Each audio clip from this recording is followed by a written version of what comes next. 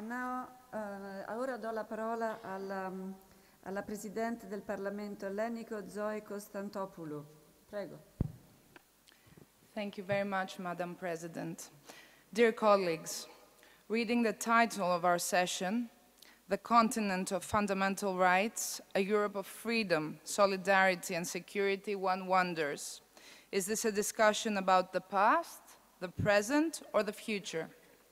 Is it a discussion about Europe as it used to be, as it is, or as it should be? Is it a discussion about the whole of Europe, or about part of it?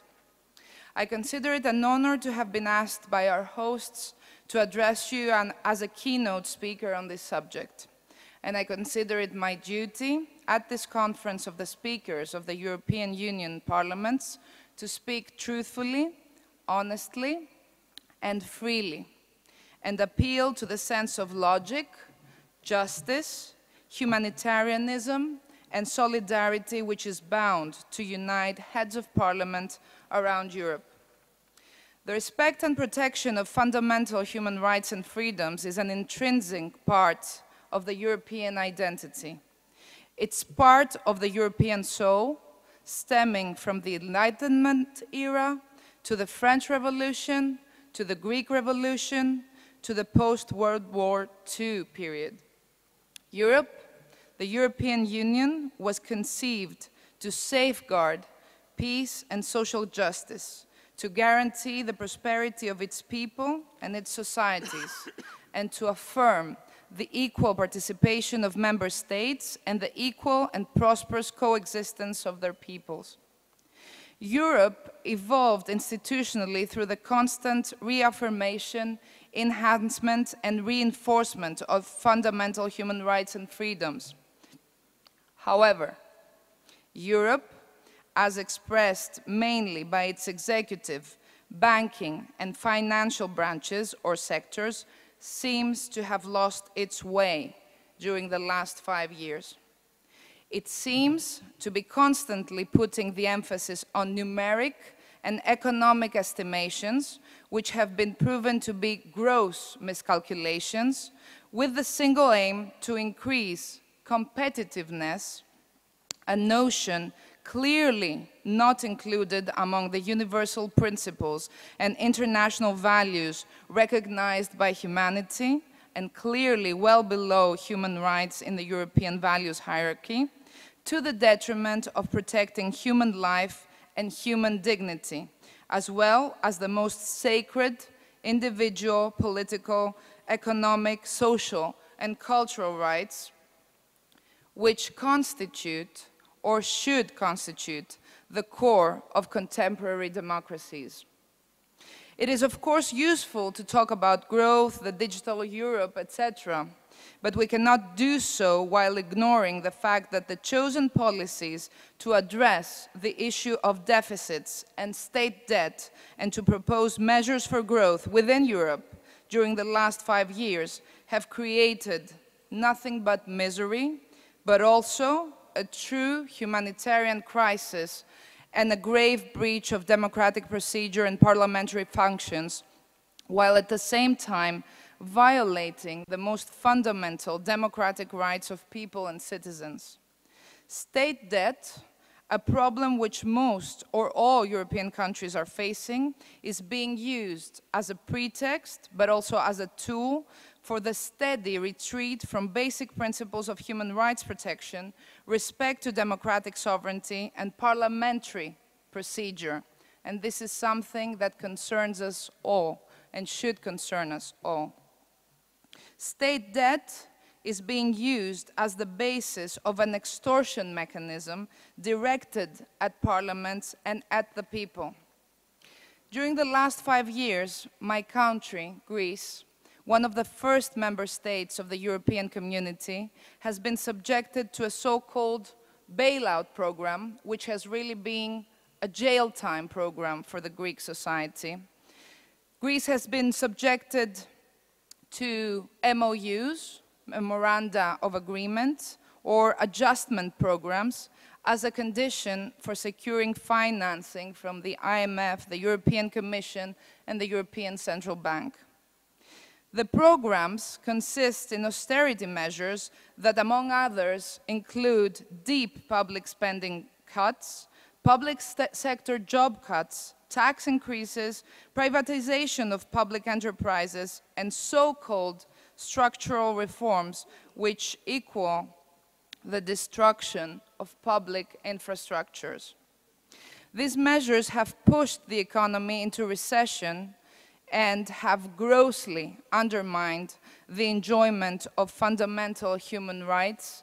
This is not only my conclusion, this is the conclusion of the independent expert on the effects of foreign debt and other related international financial obligations of state on the full enjoyment of all human rights, which was filed in 2003, in 2014, after a visit to Greece. The measures have resulted in monstrous rates of unemployment, homelessness, poverty, social exclusions, and severely reduced access to public services such as education, healthcare, justice. After 5 years of austerity measures, the situation goes as follows, and it's good to know.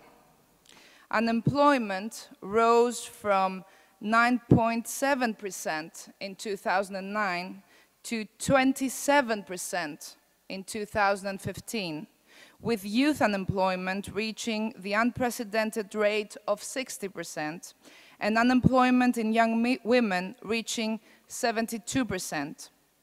Almost 1.5 million people are unemployed in an active population of 3.5 million. A suicide epidemic led to a loss of thousands of human lives out of despair. 1/3 of private sector workers or employees receive less or the equal of 300 euros as a wage. More than 300,000 households live without electricity. More than 500,000 children in Greece live below the poverty level. 44.8% of pensioners receive pensions below the poverty line and as low as 300 euros. Since 2009, there has been an unprecedented increase in homelessness. And structural reforms, we should see what that has meant, have meant cuts to healthcare spending well below the European average, job cuts in the public health sector, closure or merger of hospitals and healthcare facilities, which have undermined the access to basic healthcare, particularly for the poor and the most vulnerable. Time and again, we have experienced periods during which cancer patients did not have access to medicine to combat their illness. Structural reforms have also targeted schools.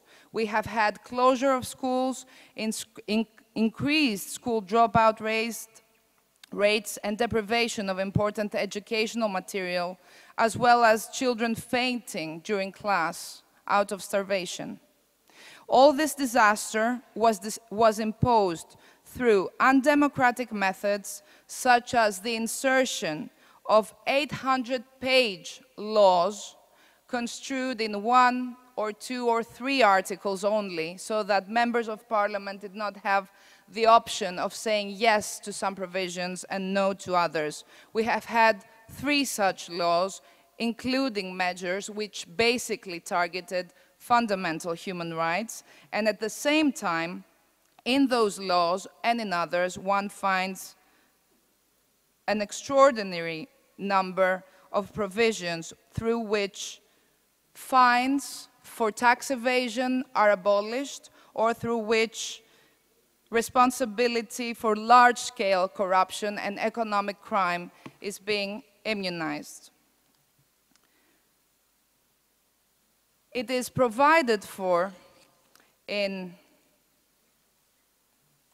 regulation number 472 dated in 2013 that member states of the European Union, subject to a macroeconomic adjustment program, shall carry out a comprehensive audit of their public finances in order, inter alia, to assess the reasons that led to the building up of excessive levels of debt, as well as to track any possible irregularity.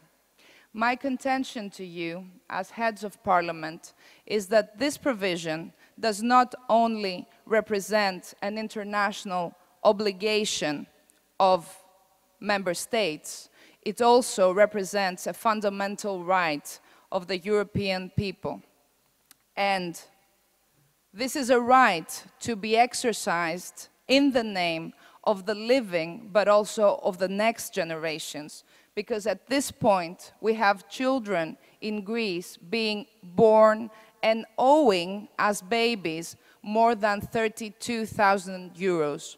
There is a fundamental right to truth about the public debt.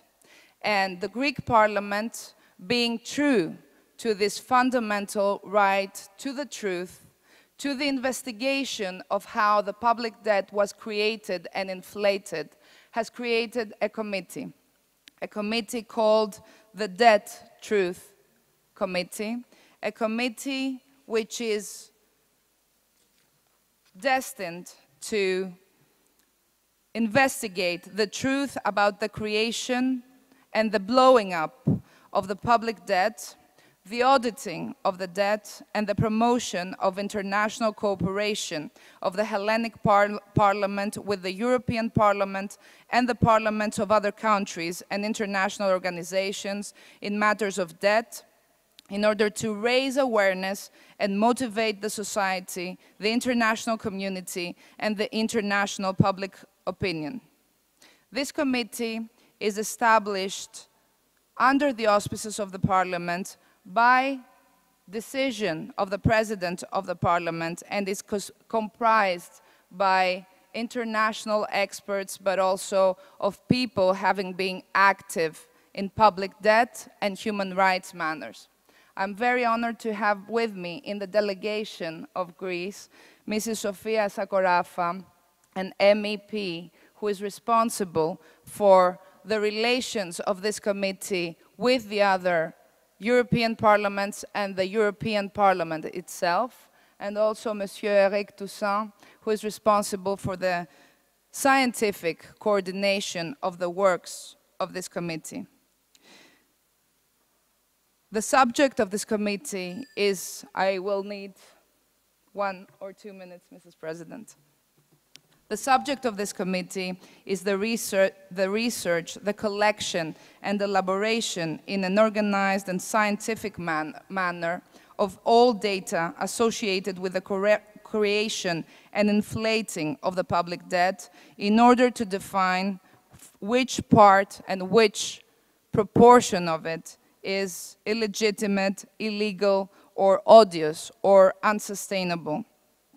During, first of all, the memorandum period, so 2010 to 2015, and then looking backwards.